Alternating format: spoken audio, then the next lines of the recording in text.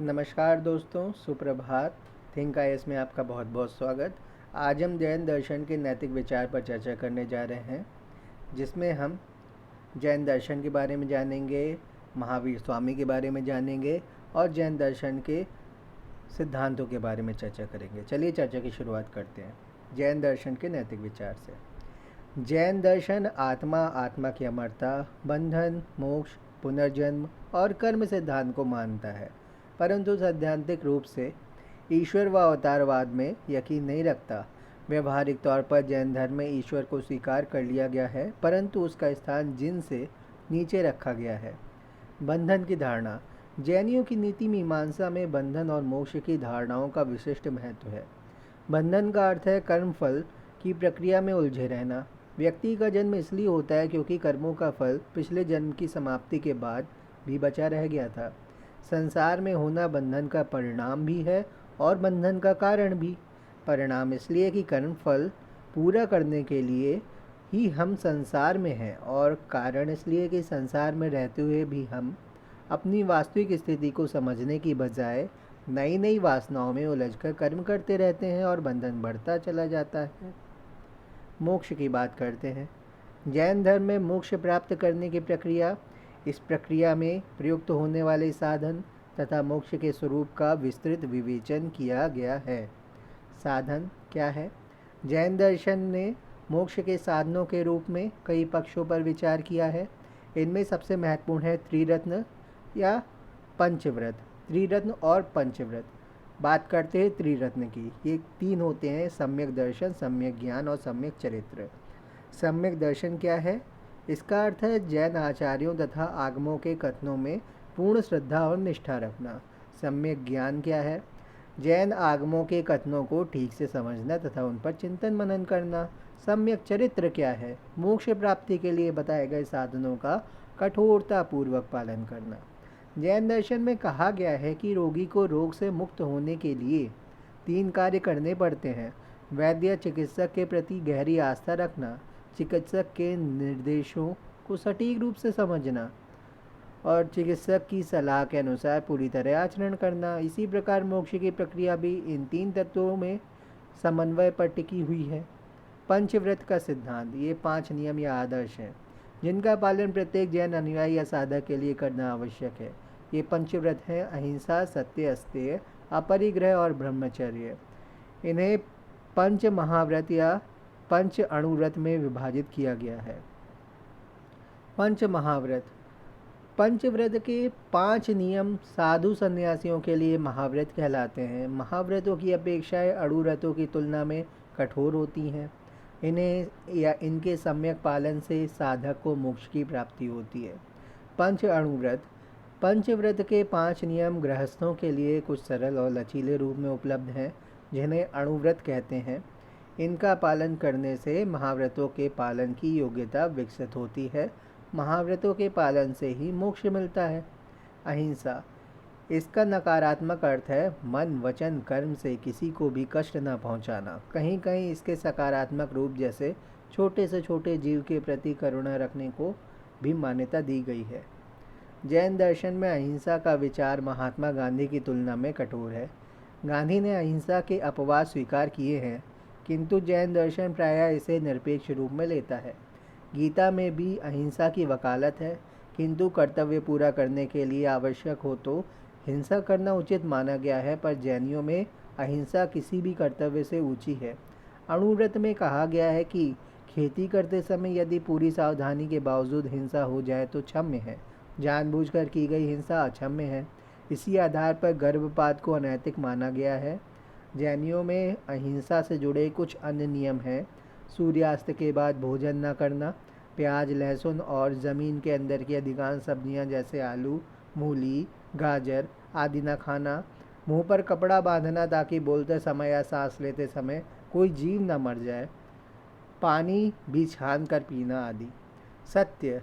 सत्य का अर्थ है मन, वचन, कर्म से असत्य का त्याग कर देना। कथन ऐसे होने चाहिए जो न सिर्फ सत्य हों बल्कि मधुर भी हों।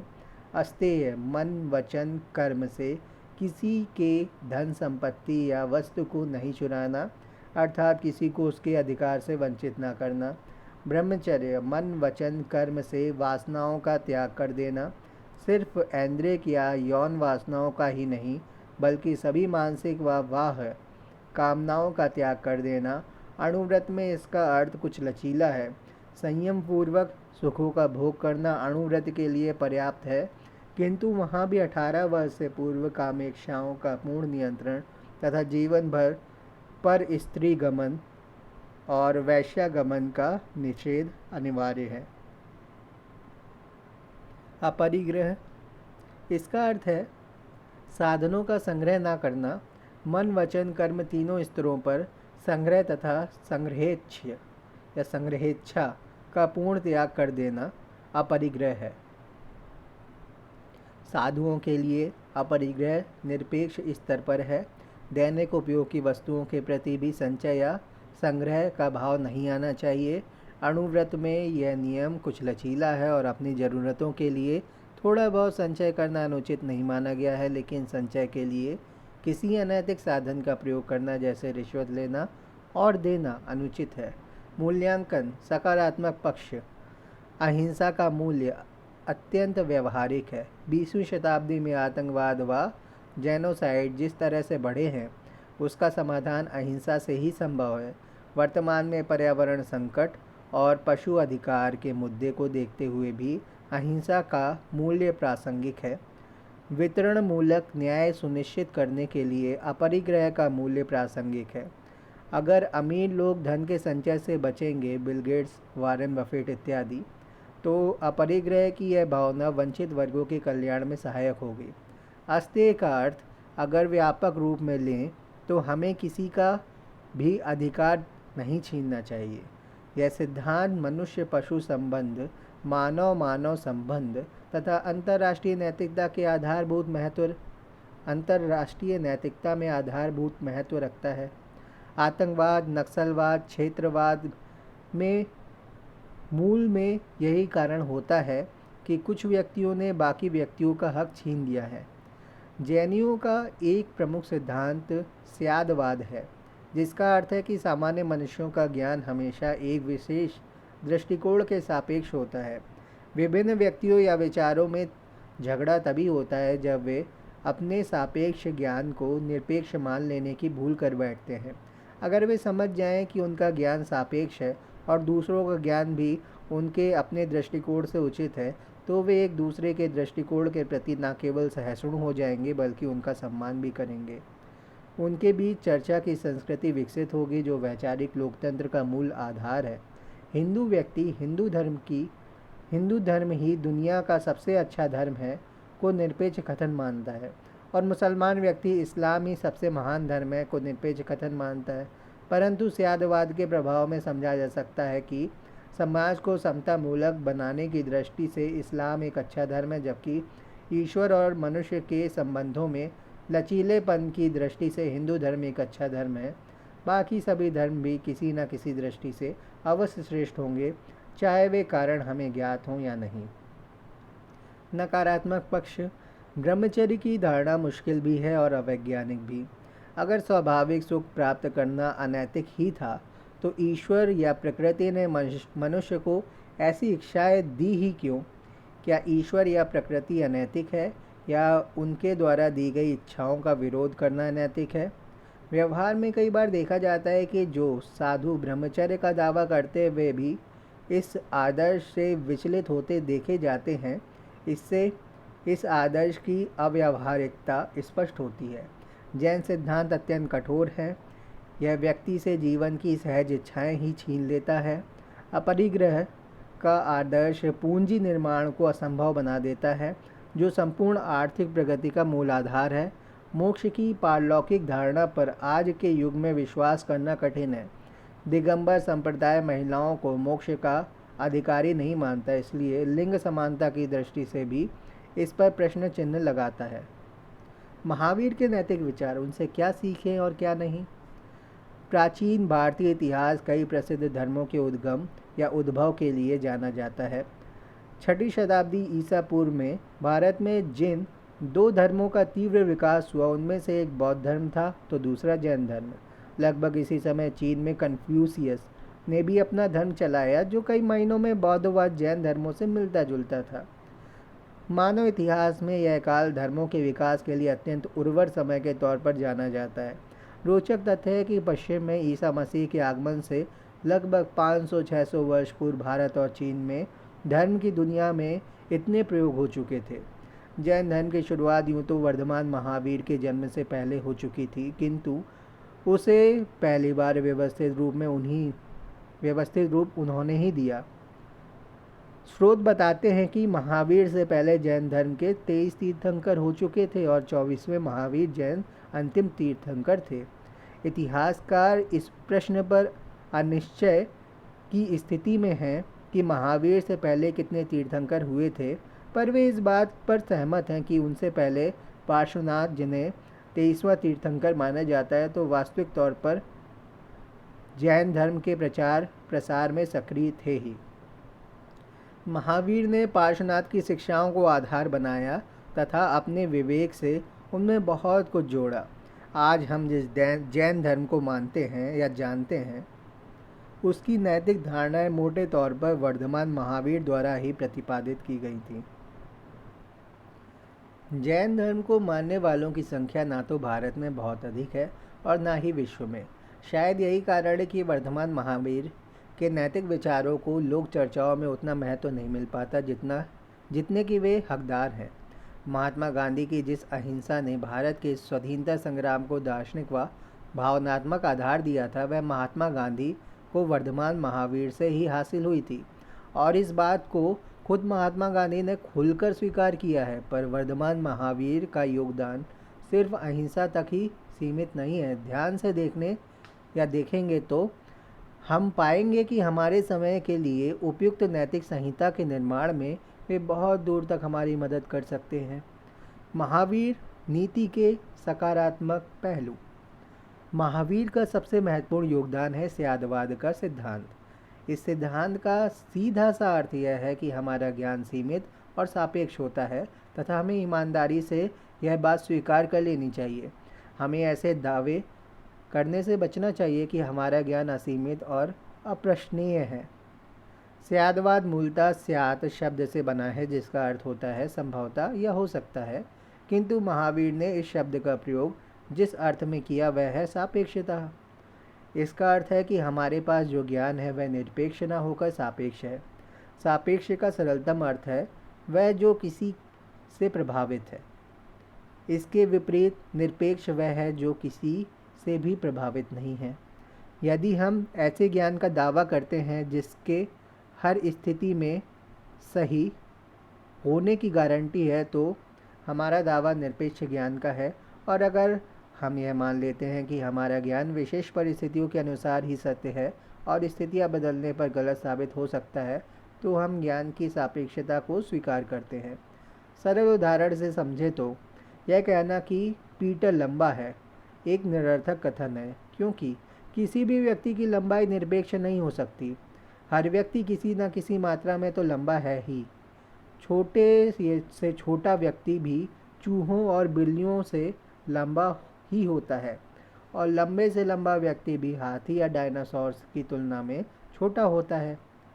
इसलिए जब हम पीटर की लंबाई पर टिप्पणी करना चाहेंगे तो हमें तुलना का कोई संदर्भ देकर ही बात करनी होगी। जैसा हम कह सकते हैं कि पीटर इरफान से लंबा है, या पीटर रोहन से लंबा है, या रोहन से कम लंबा है। यही ज्ञान की सापेक्षता है।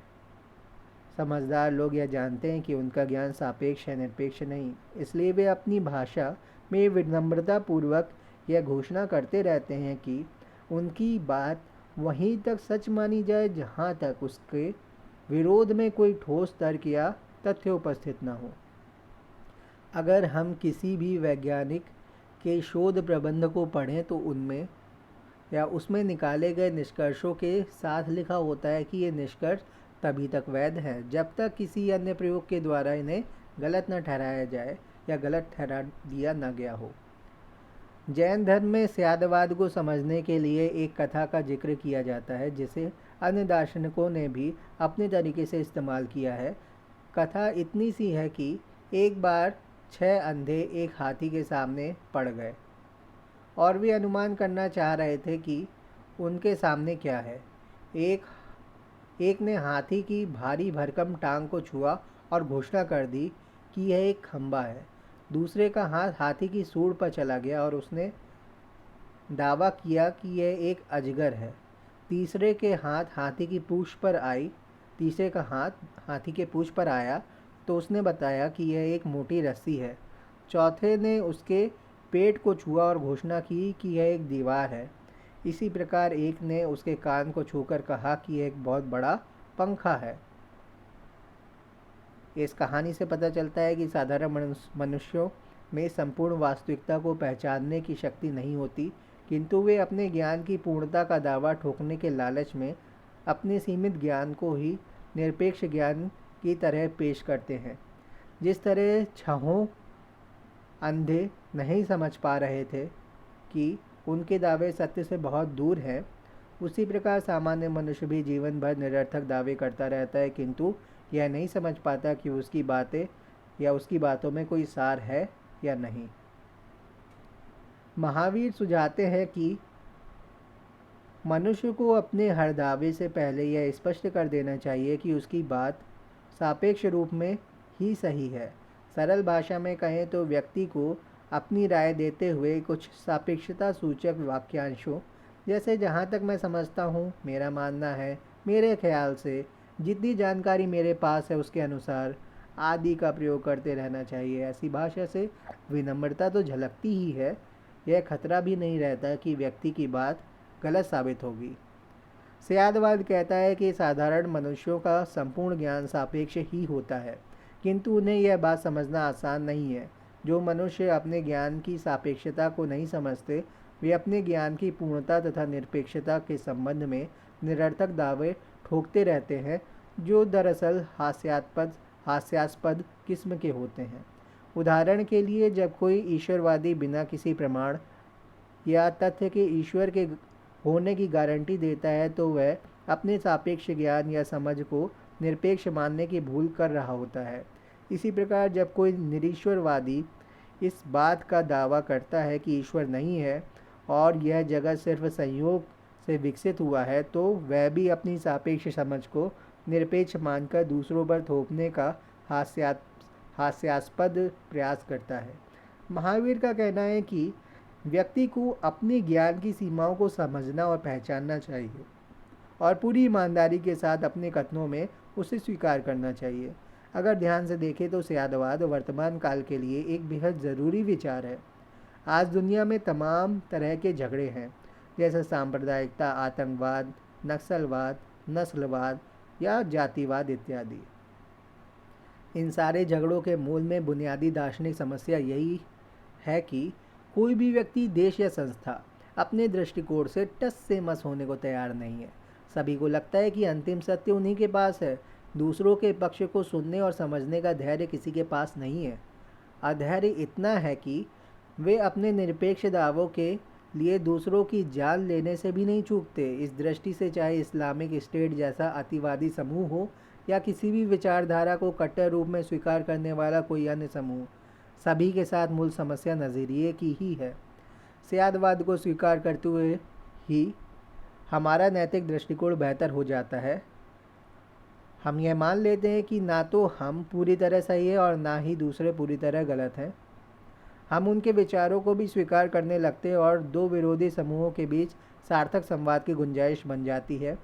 अगर विभिन्न धर्मों के बीच ऐसा संवाद होने लगे तो धार्मिक सहिष्णुता और सर्वधर्म समभाव सिर्फ किताबी बातें नहीं रहेंगी, बल्कि हमारी दुनिया का सच बन पाएंगी या बन जाएंगी।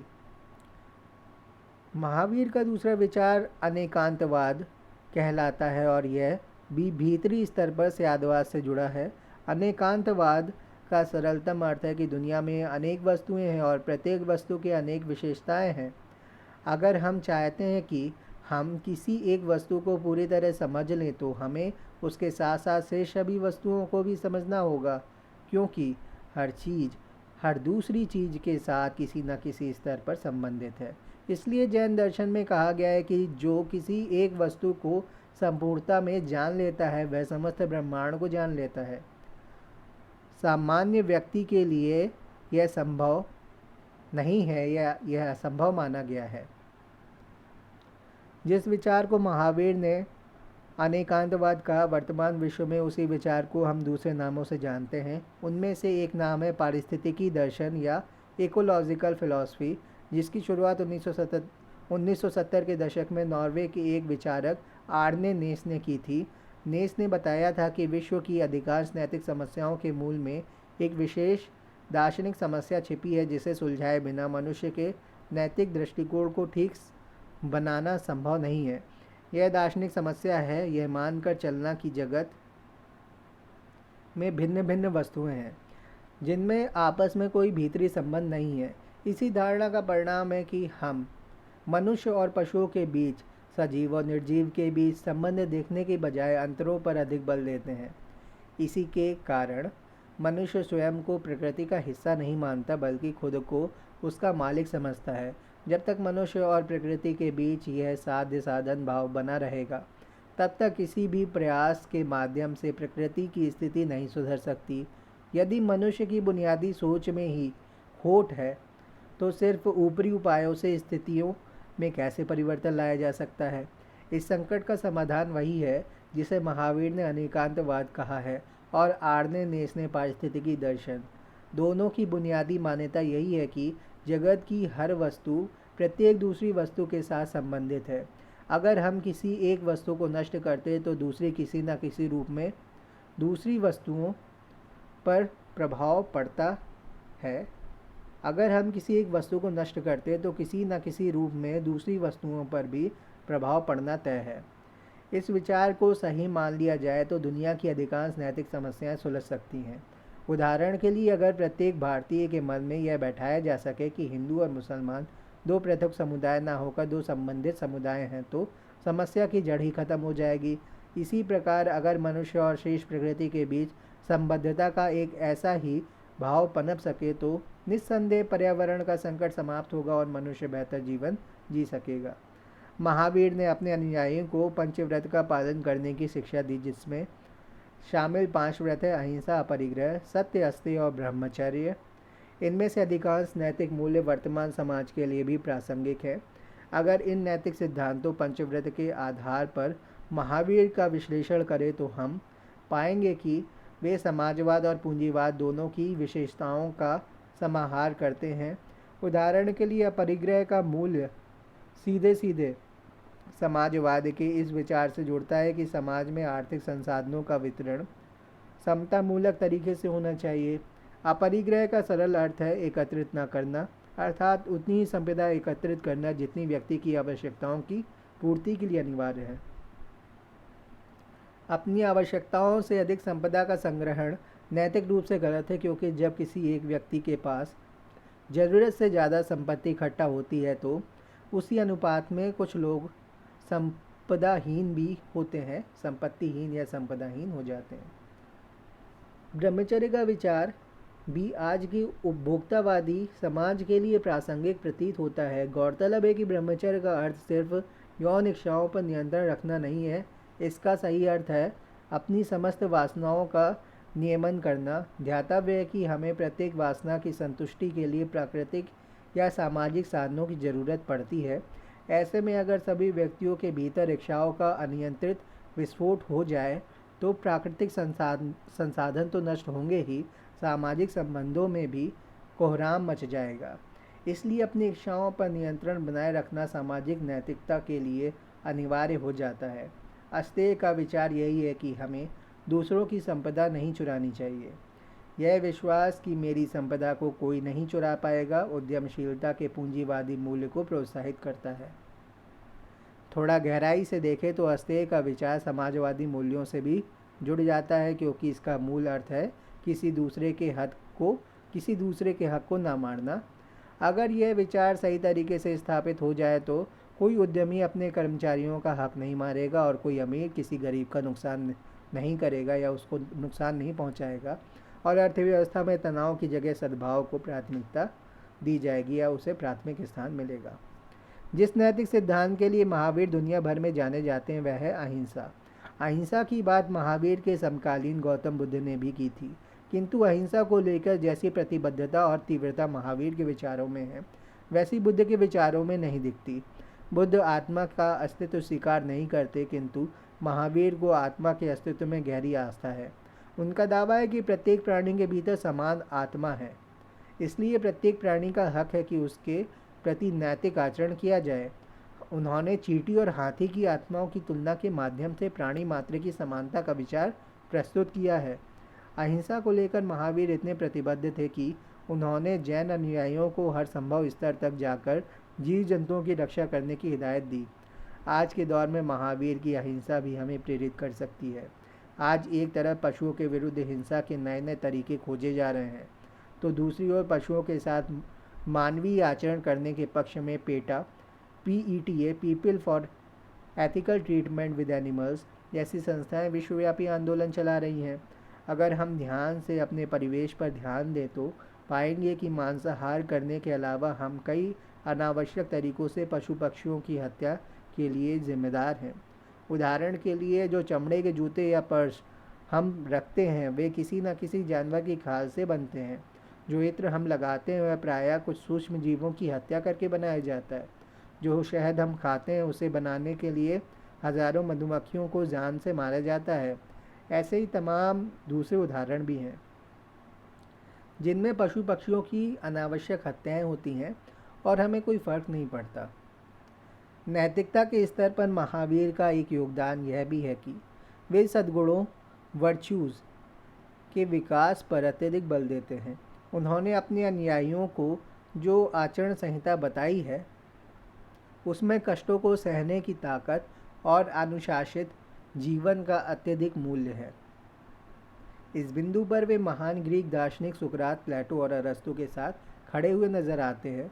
स्वयं महावीर का जीवन इस बात का प्रमाण रहा है कि कठोर साधना के बिना उच्च नैतिक लक्ष्यों की प्राप्ति संभव नहीं है।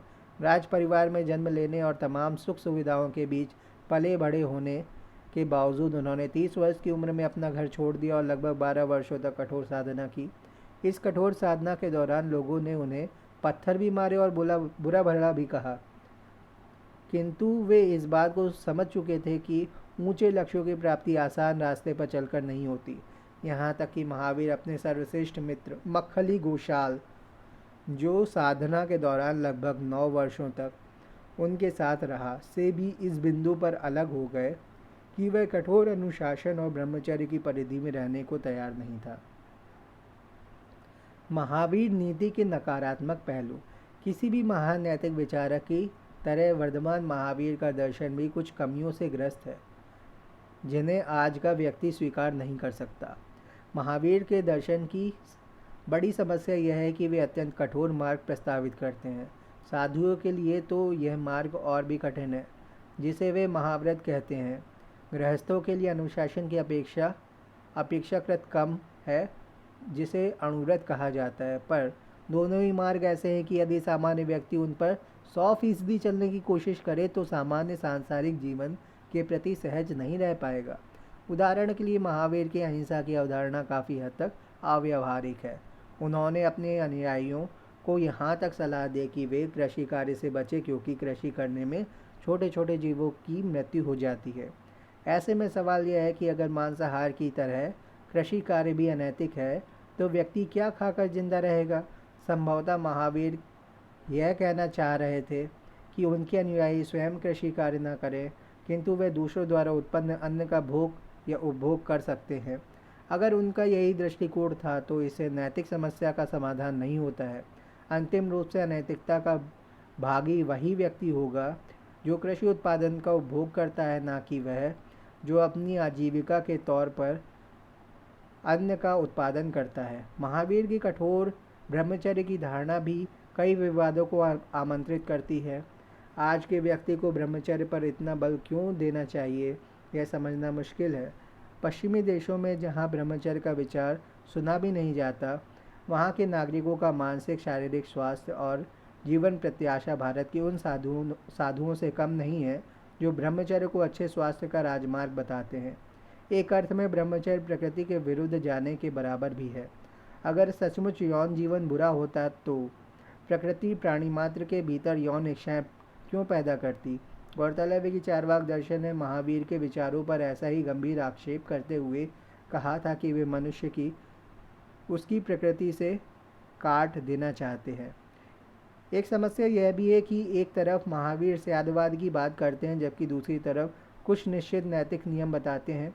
यदि हर चीज़ सापेक्ष रूप